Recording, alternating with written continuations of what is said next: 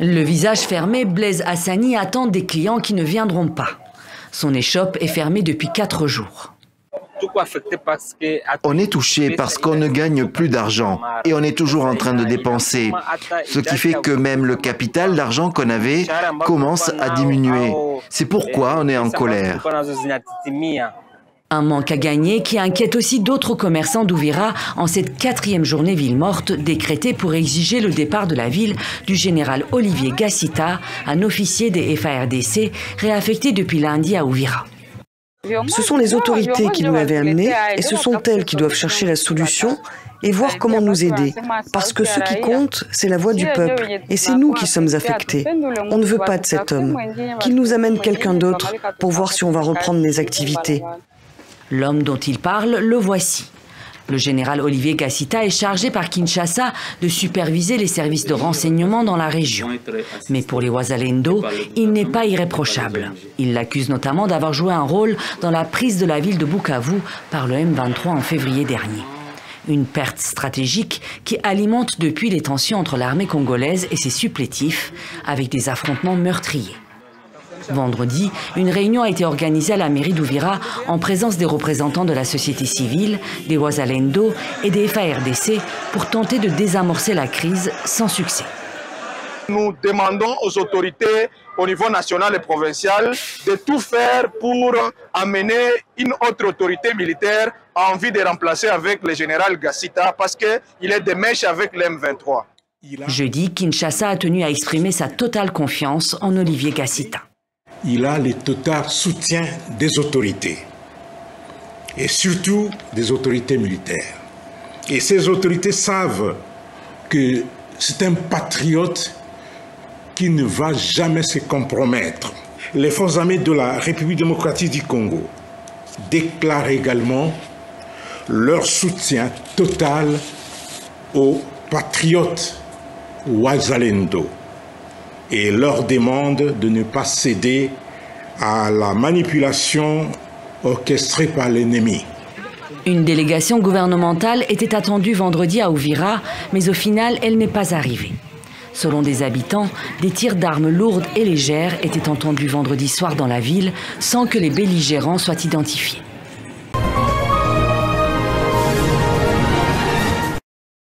Dès que le ministre m'a donné l'information de la confirmation du cas d'Ebola par les laboratoires nationaux, j'ai rencontré le ministre hier et aujourd'hui j'étais en réunion avec le ministre et tous les partenaires.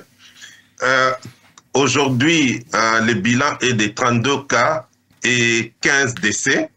Et pour nous, c'est déjà des décès de plus qu'on devait arrêter tout de suite. Ça, c'est la 3e épidémie. Donc, ça nous inquiète au plus haut point. Et deuxièmement, c'est le virus qu'on appelle Zaïre, qui est le virus le plus virulent et le plus létal. Et troisièmement, nous savons que c'est une région qui est à la frontière avec un autre pays. Et donc, nous devons contenir cela, puisque si nous ne contenons pas, ça va aller dans d'autres pays. Je tiens à féliciter le gouvernement et le ministre de la Santé pour son leadership. Depuis que je suis là, j'ai constaté que les actions concrètes sont prises et ça me rassure un peu plus. En détectant tous les cas et en les isolant pour éviter qu'il y ait dissémination. La deuxième approche, c'est nous devons nous rassurer que la communauté a l'information et permet, sur base de la définition des cas, de notifier tous les cas qui sont suspects. La troisième, c'est de protéger nos ressources humaines, les travailleurs qui sont dans les centres de santé. Comme vous le savez, la dame de 34 ans qui était enceinte, qu'on considère comme les cas index, a contaminé les gens qui l'ont prise en charge. Donc, nous donnons le matériel de protection au personnel soignant. Et la dernière, c'est amener les traitements qui existent maintenant, les vaccins qui sont disponibles en RDC, avec une forte composante de coordination. Voilà ce qui va nous permettre de sortir de cette épidémie et d'éviter que ça puisse dépasser les cadres de Boulapé et de Moueka dans la province de Kasaï. À l'état actuel des nombres de cas et des décès, ça signifie le nombre de personnes qui sont des contacts et des contacts au second degré, oui, nous avons suffisamment de vaccins et de médicaments. Mais nous faisons très attention et comme vous l'avez dit, nous restons très en alerte puisque nous ne connaissons pas très bien les cas index. On est en train de faire la surveillance pour connaître qui a été véritablement le premier cas et pourquoi cela est advenu. Si jamais le nombre de cas augmentait, nous allons trouver des solutions pour trouver des vaccins et des médicaments additionnels. Et je tiens à dire, actuellement, c'est le gouvernement de la RDC qui pilote, mais si l'épidémie dépasse la RDC et va dans d'autres pays, ce sera maintenant le mandat d'Africa CDC qui pilotera maintenant la réponse.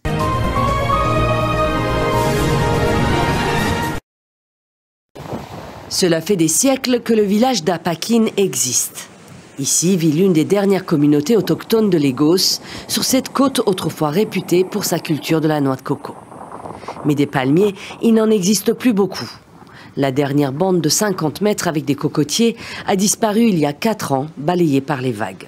Tout comme les maisons de front de mer, désormais des ruines que le chef du village fait visiter. Quand j'ai été nommé Balé, chef du village d'Apakine, j'ai construit une maison entourée de cocotiers pour offrir de l'ombre, où je recevais des invités et des visiteurs. Tout a été emporté par l'océan. Là où je me trouve maintenant, se trouvait la dernière maison debout. Elle a été détruite elle aussi. L'océan dont le niveau monte inexorablement. Avec ses vagues puissantes, ses ondes de tempête, l'Atlantique engloutit tout. Maisons, écoles, églises, plantations, jusqu'aux tombes des anciens d'Apakine. On a dû exhumer 20 tombes ici. Il ne nous en reste que 2. On doit faire des sacrifices avant de les réenterrer. On cherche un endroit, mais on n'a pas encore trouvé. Ces tombes sont celles de nos arrière-grands-pères. Les villageois craignent désormais que la totalité de leurs terres ancestrales disparaissent. Impuissants, les 3000 membres de la communauté vivent dans l'angoisse de nouvelles vagues. Je n'ai plus de maison, je n'ai plus de mari. J'ai 2 enfants. L'un est mort dans un accident de voiture, l'autre a construit une maison et cette maison a été emportée par les eaux. À quelques mètres de là, une construction tient le coup face à l'assaut des vagues, la raffinerie Dangote. Elle serait en partie responsable de l'érosion, estiment les écologistes, qui pointent aussi du doigt d'autres projets d'aménagement côtier pour des industries ou pour des quartiers huppés. De nombreux travaux de dragage sont en cours, ce qui pousse l'eau en direction des communautés et les engloutit. Il y a également la raffinerie Dangote dans ce corridor, le projet portuaire tout autour et de nombreux autres projets de développement qui alimentent désormais les quartiers en eau. Malheureusement, ces communautés sont pauvres et la plupart du temps, elles ne sont pas représentées. Idéalement, un développement à visage humain les impliquerait dans les projets. Ils devraient avoir leurs propres avocats pour parler avec les responsables du développement, y compris avec le gouvernement. Le gouvernement nigérian, lui, attribue la montée du niveau de la mer au seul changement climatique. Pourtant, selon un rapport scientifique de 2022, 84% du littoral de Lagos a été emporté par les eaux ces 5 dernières décennies, au rythme de 2,6 mètres par an. Et l'étude impute cette érosion essentiellement aux ports en eau profonde dans le golfe du Bénin, mais aussi aux activités minières illégales et aux projets d'îles artificielles éco-atlantiques. Apakine n'est pas le seul village traditionnel touché. Lagos compte plus d'une douzaine de communautés côtières confrontées à l'érosion. Pour elles, la question n'est plus de savoir si l'océan emportera leur village, mais quand.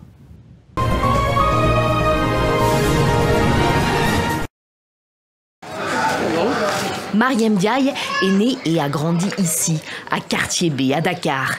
Et plus particulièrement dans cette maison, achetée par son père dans les années 1950. Une maison qu'elle n'a pas voulu quitter. Tout le quartier, c'est des maisons ballons, mais il y en a quelques-uns qui ont transformé. Qui ont transformé le ballon. Des maisons ballons ou maisons bulles qui ont essaimé à l'époque dans toute la capitale sénégalaise. 1200 habitations de ce type y ont été construites pour contrer une pénurie de logements, et ce à la demande de l'AOF, l'autorité coloniale française de l'époque. Leur concepteur, l'architecte américain Wallace Neff, qui en a bâti 2500 dans sa vie, d'abord aux États-Unis, s'inspirant des maisons sphériques des Amérindiens ou des Igloo Inuits. Une innovation technique lui permet de construire une maison bulle en 48 heures.